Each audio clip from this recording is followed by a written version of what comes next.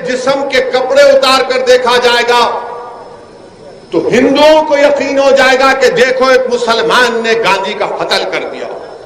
नफरत फैला रहे हैं। एक वक्त इस मुल्क में ऐसा भी आ जाएगा कि जिस तरह महात्मा गांधी को उस वक्त के व्हाइट सुपरमेसिस्ट साउथ अफ्रीका में ट्रेन से ढकल दिया था बाबू को, वैसे कानून बना देंगे क्या बाप दलित मुसलमान के ऊपर?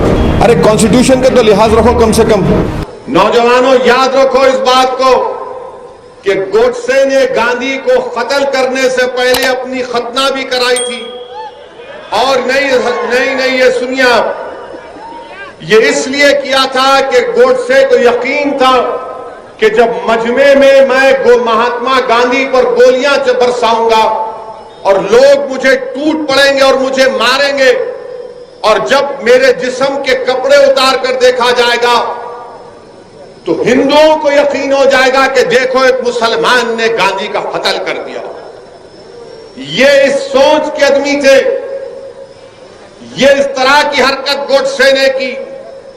मैं आज आपको ये बात बता रहा हूं कि आज भी सारी दुनिया जानती है कि अगर उस वक्त की कांग्रेस की हुकूमत सही गांधी के असैसिनेशन के कत्ल की इन्वेस्टिगेशन करती तो उसी वक्त बड़े बड़े संघ परिवार के लीडर जेल में रहते थे। मगर उस वक्त की कांग्रेस की हुकूमत ने सही इन्वेस्टिगेशन नहीं किया। आज भी गांधी के कत्ल का जो लोग उसमें साजिश रचाए, आज भी वो चेहरे सामने नहीं आते। अच्छा, ये गोडसे और नारायण आप्टे कौन थे? ये नारायण आप्टे एक दीक्षित महाराज के पास गया, दोनों गए गोडसे और नारायण आप्टे, जाकर कहा कि दीक्षित महाराज हम निजाम की पैसे लूटेंगे, तुम्हारे पास बड़े बड़े गाड़ियां, हमको बड़े बड़े गाड़ियां दे दो। तो दीक्षित महाराज ने कहा लेकर जाओ। और कई दिन हो गए तो महाराज ने कहा कि बेटा क्या हुआ, बड़ी गाड़ी तो लेकर चले गए, बोले अभी कर रहे। बाद में दीक्षित महाराज को समझ में नहीं आया तो गए, जाकर देखा तो क्या हुआ कि उनकी बड़ी अंपाला गाड़ी में नारायण आप्टे अपनी गर्लफ्रेंड के साथ इश्क रचा रहे हैं। भाई हट जाइए, भड़काऊ भाषण हो रहा है, बीच में नहीं आ रहा। ये हिस्टोरिकल फैक्ट है, हिस्टोरिकल फैक्ट है। मैं बिल्कुल सच्चाई से कह रहा हूं। वो महाराज बोले ये क्या है, तुम तो गाड़ी लेकर गए थे निजाम के पैसे लूटने के लिए और तुम यहां पर अपनी गर्लफ्रेंड के साथ हमटी डमटी मनी हनीमून क्या कर रहे? अक्सरेती तबकों की स्टेनगन ले लिए, उसको कॉक करना नहीं आया, इस्तेमाल करना नहीं आया। ये इनका बैकग्राउंड। और गोडसे का और एक बैकग्राउंड सुनो आप। गोडसे इस भारत देश का, आजाद भारत का सबसे पहला टेररिस्ट। और गोडसे जब पैदा हुए तो उनके मां बाप ने उनके नाक में नाक की बाली डाली और कई साल तक उनको बच्चियों के कपड़े पहनाए, क्योंकि उनसे पहले कई बच्चे होते थे, इंतकाल हो जाता था। तो मां बाप ने समझा कि नाथूराम को, इनका नाम नाथूराम नहीं था, वो नत डालने से नाथूराम हो गए। तो कई साल तक उनके मां बाप ने उनको बच्चों के कपड़े पहनाए, उसके बाद उनको भाई पैदा हुए। तो गोडसे को एक तकलीफ थी कि मुझे अपनी मर्दानगी दिखाना है, मैं मर्द हूं। उसको एक जहन में पैदा हो गई थी बात, ये नफ्सियात का शिकार हो गया था। इसलिए गोडसे ने अपनी मर्दानगी को दिखाने के लिए जहर आलूदा माने हेटफुल आइडियोलॉजी को अपनाया और गांधी के सीने में 3 गोलियां दाग दी। बताइए आप कि 28 जनवरी तक गोडसे और नारायण आप्टे के पास पिस्टल नहीं था, बंदूक नहीं थी। अगर मैं गलत ना कहूं तो 9mm बेरेटा पिस्टल था। वो ग्वालियर का एक शख्स इन लोगों को पिस्टल दिया और कोर्ट में जो पिस्टल, जो हथियार गोडसे के हाथ में दिया वो छूट गया। जिसने गोडसे को वेपन दिया गांधी को मारने का, वो बच गया। आप बताइए फिर ये क्या हो रहा है? गोडसे ने और नारायण आप्टे को सजा हुई, उनको फांसी हुई, मगर आज भी आपसे कह रहा हूं कि जिन लोगों ने गोडसे को हथियार दिया, एक मर्तबा नहीं 5 मर्तबा बापू पर जान लेने का हमला इन 3 सबने मिलकर किया था। एक मर्तबा नहीं 5 मर्तबा, और 5वीं मर्तबा इनको कामयाबी मिली।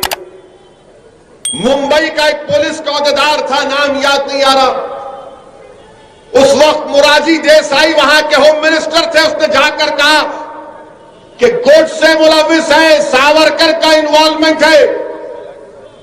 तो मोरारजी भाई ने कहा क्या कह रहे हो, ये पूरी आग लग जाएगी, खामोश हो जाओ।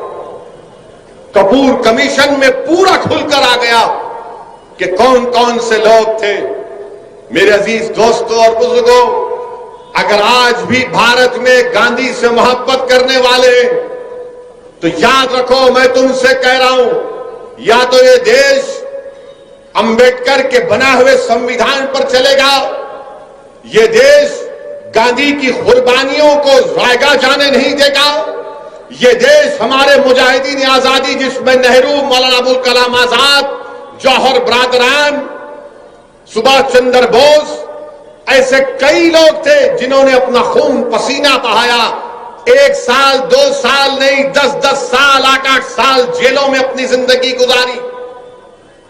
इन लोगों की कुर्बानी को अगर आप रायगा देना चाहते हैं और इस मुल्क को गोडसे के रास्ते पर लेकर जाना चाहते हैं तो यकीनन ये हम तमाम के लिए शर्मिंदगी का पैगाम देता था। गोडसे नफरत की बुनियाद पर गांधी को मारा। गोडसे इस मुल्क को हिंदू राष्ट्र बनाना चाहता था।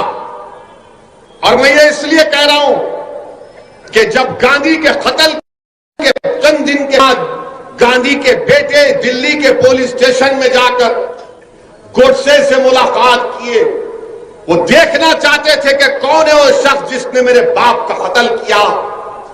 वो समझ रहे थे कि कोई दिखने में बड़ा डरौनी चेहरा होगा, हैवान होगा, मगर जब जाकर देखा तो कहा किसने मारा मेरे पिता को, तो कहा ये खुद आवाज आई कि मैंने तुम्हारे बाप को गोली मारी, मेरा नाम नाथूराम गोडसे है। क्यों मारी, गांधी के बेटे ने पूछा। तो क्या जवाब दिया गोडसे ने, कोई वजह नहीं, सिर्फ पॉलिटिकल वजह है। अब समझ में आई तुमको बात कि पॉलिटिकल ये गोडसे के जितने मौजूदा चेले हैं जो इख्तिदार की कुर्सियों पर बैठकर भारत में हिंदू और मुसलमानों की नफरत पैदा कर रहे हैं, ये गांधी के मानने वाले नहीं, ये अंबेडकर के संविधान के मानने वाले नहीं, ये नेताजी सुभाष चंद्र बोस की कुर्बानियों को मानने वाले नहीं, ये जौहर बरादरान और मौलाना अबुल कलाम आजाद की कुर्बानियों को मानने वाले नहीं, ये गोडसे के जानशीन है।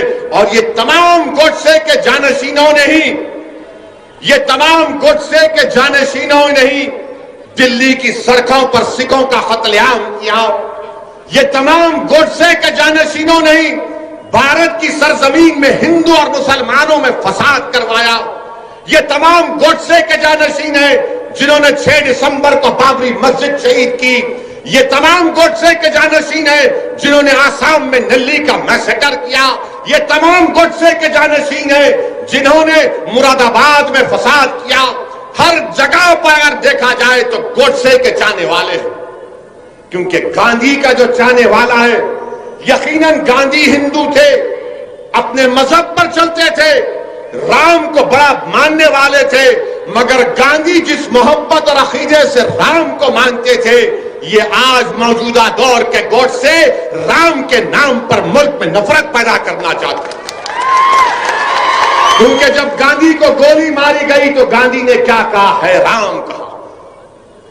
गांधी ने क्या कहा था, इसलिए नौजवानों फर्क समझो, ये गोडसे के जानशीन जो आज हमारे सामने हैं, इनको पहचानो, जो नफरत पैदा करना चाहते हैं हमारे भारत में।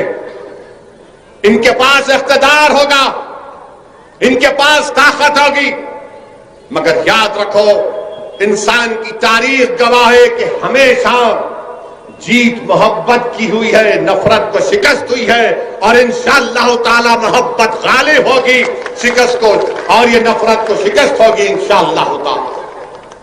इसीलिए मेरे अजीज दोस्तों और बुजुर्गों, ये बात आपके सामने अर्ज करना बेहद जरूरी था। और ये संघ परिवार के लोग बोलते हैं नहीं, गोडसे हमारे पास नहीं था, कहां से आया, आसमान से टपका बोले। गोडसे का भाई का फ्रंट लाइन मैगजीन का इंटरव्यू है संघ परिवार के लोगों। उनके भाई का नाम शायद गोपाल गोडसे था, जिन्होंने फ्रंट लाइन के इंटरव्यू ने कहा कि अडवाणी झूठ बोलता है, हमारा भाई नाथूराम गोडसे संघ परिवार का इंटेलेक्चुअल वर्कर था, हम बचपने से आरएसएस से वाबस्ता थे। सब्सक्राइब कर लें। अल्लाह असदुद्दीन ओवैसी को हर जगह कामयाबी अता फरमाए। Hey there. Subscribe to my channel and also press this bell icon so you can get latest video notifications. And this is absolutely free. Hey there. Subscribe.